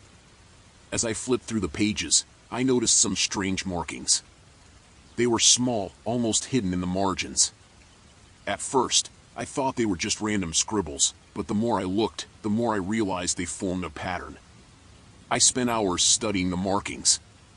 It felt like a puzzle, and eventually, I figured out they were some kind of code. I deciphered it, and what I found was shocking. The book wasn't just a novel, it was a record of real crimes. There were names, dates, locations, all pointing to a crime syndicate operating in Denver. I didn't know what to do. Part of me wanted to go to the police, but I didn't know if I could trust them. What if they were involved? I decided to keep digging. Maybe I could find more clues, something that could expose the syndicate without putting myself in danger. Over the next few days, I couldn't shake the feeling that I was being watched. It started with little things, a car parked outside my apartment for too long, strangers giving me odd looks. I told myself I was being paranoid, but the feeling wouldn't go away. One night, I was heading home from work when I noticed a man following me. He was dressed in dark clothes and kept a distance, but I knew he was watching me. I took a few detours, trying to lose him, but he stayed on my trail. I finally made it to my apartment and locked the door behind me, my heart racing.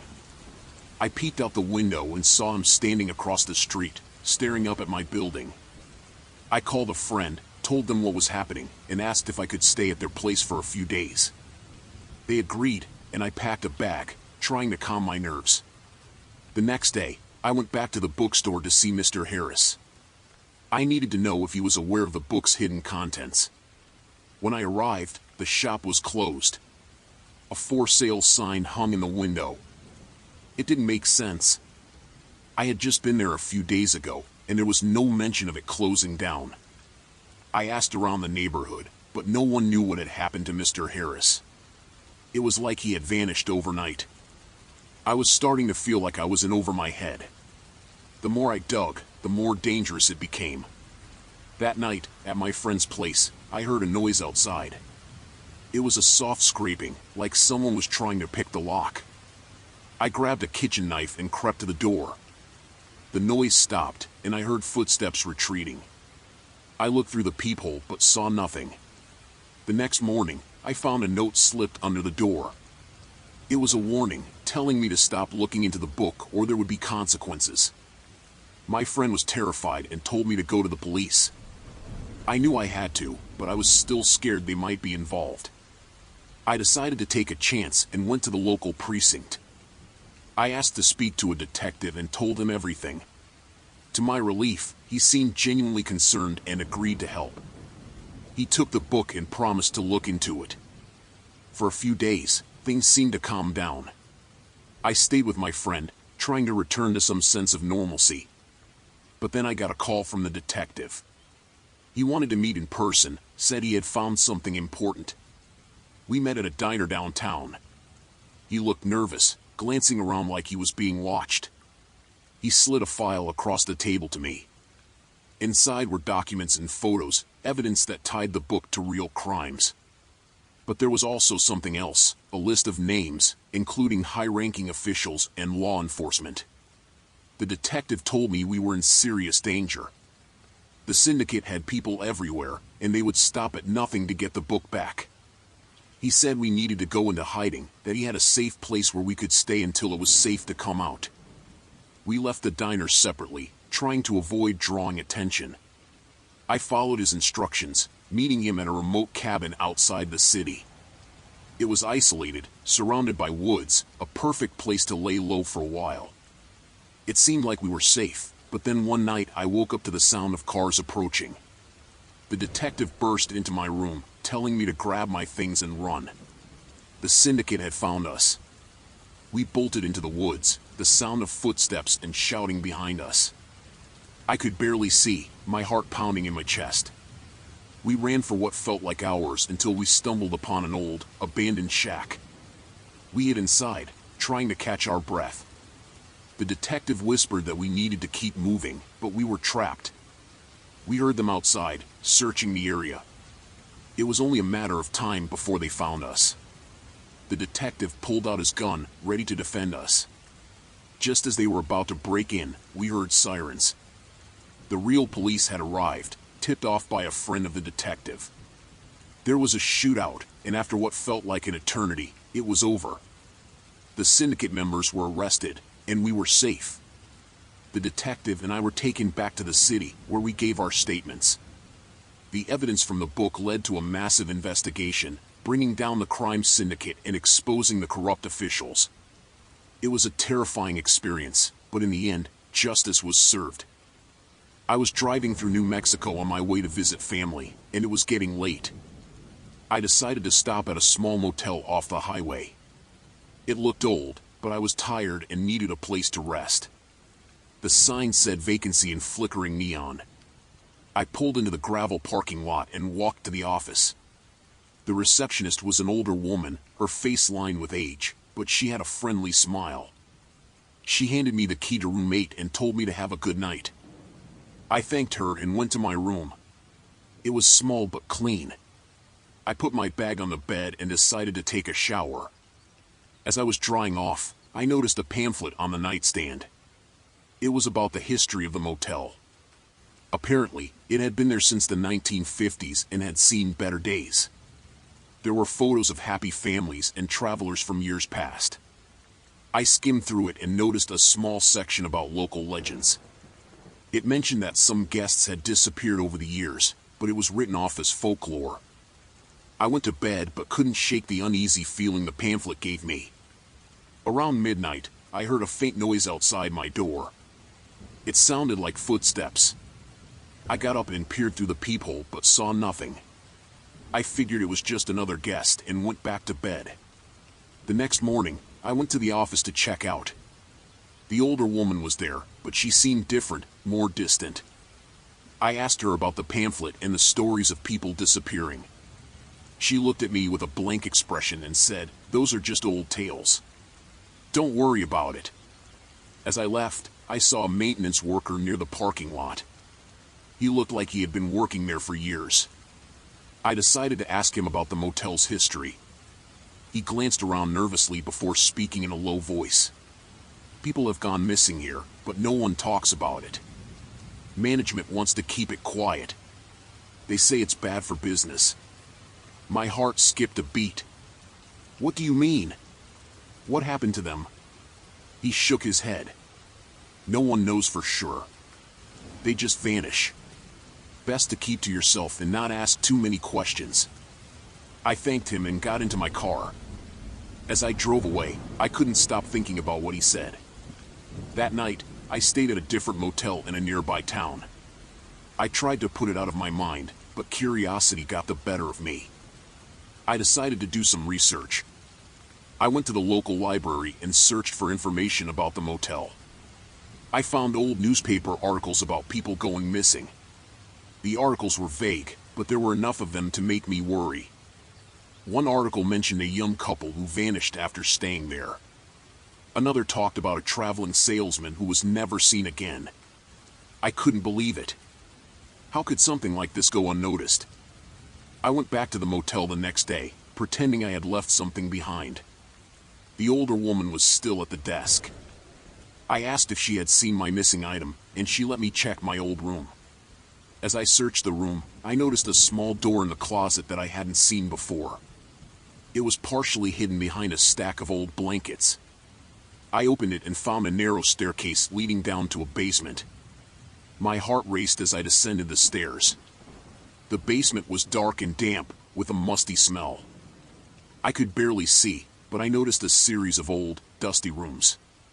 Each one had a small bed and a few personal items, like someone had been living there. My mind raced with possibilities. Were these the rooms of the people who had gone missing? I heard footsteps above me and quickly hid behind a stack of old boxes. The maintenance worker came down the stairs, carrying a tray of food. He placed it in one of the rooms and left. I waited until I was sure he was gone, then made my way back up the stairs and out of the motel. I called the police and reported everything I had found. They arrived quickly and searched the basement. What they found was horrifying. There were signs that people had been held captive there, but the rooms were empty. The police took my statement and assured me they would investigate further. I left New Mexico the next day, shaken by what I had discovered. The motel was closed down, and the investigation made national news. It turned out that the motel owners had been involved in a human trafficking ring, using the basement to hold their victims before moving them elsewhere. I was relieved that the truth had come out, but the experience haunted me for a long time. I couldn't believe how close I had come to becoming another victim. It made me more cautious and aware of my surroundings, especially when traveling alone. I was in New Orleans, enjoying the lively atmosphere of the French Quarter. It was my first time in the city, and I was captivated by the music, the food, and the vibrant culture. One evening, I decided to take a walk along the Mississippi River. The sun was setting, casting a beautiful golden glow over the water. As I walked, I noticed a man standing by the riverbank, looking out at the water. He seemed lost in thought. I approached him, curious about what he was doing. He turned to me and smiled. "It's a beautiful evening, isn't it?" he said. I nodded, agreeing. We started talking, and he introduced himself as Jack. He seemed friendly and charming, and we chatted for a while about the city and its history. As the conversation went on, I felt a strange unease. There was something off about him, something I couldn't quite put my finger on. He kept glancing around, as if he was expecting someone. Suddenly, he asked me if I wanted to go on a boat ride. He said he had a small boat nearby and that it would be a great way to see the city from the water. My instincts told me to decline, but I didn't want to seem rude. "Maybe another time," I said, trying to sound casual. His smile faded, and his eyes grew cold. "Come on, it'll be fun," he insisted, taking a step closer. I took a step back, my heart racing. "No, really, I have to go," I said firmly. His expression changed, and he grabbed my arm, his grip tight. "You're coming with me," he said, his voice low and menacing. Panic surged through me, and I pulled away with all my strength. "Let go of me!" I shouted, hoping someone would hear. A couple walking nearby turned to look, and Jack quickly released my arm, his smile returning. "I'm sorry, I didn't mean to scare you," he said, backing away. I didn't wait to see what he would do next. I ran towards the couple, my heart pounding. "Please, help me," I said, out of breath. They took one look at my terrified expression and stood between me and Jack. "Is everything okay?" the man asked. Jack raised his hands, trying to look innocent. "I was just trying to be friendly," he said. The couple didn't buy it. "I think you should leave," the woman said firmly. Jack glared at me one last time before turning and walking away. I thanked the couple profusely, still shaking from the encounter. They walked me back to my hotel, making sure I was safe. That night, I couldn't sleep. I kept thinking about what might have happened if I had gone with Jack. The next day, I reported the incident to the police, giving them a description of Jack. They took my statement and promised to keep an eye out for him. The rest of my trip was overshadowed by the encounter. I couldn't shake the feeling of fear and vulnerability. I learned to trust my instincts and be more cautious, especially when traveling alone. The experience left a lasting impression on me, a reminder of how quickly things can go wrong and how important it is to stay alert and trust your gut feelings.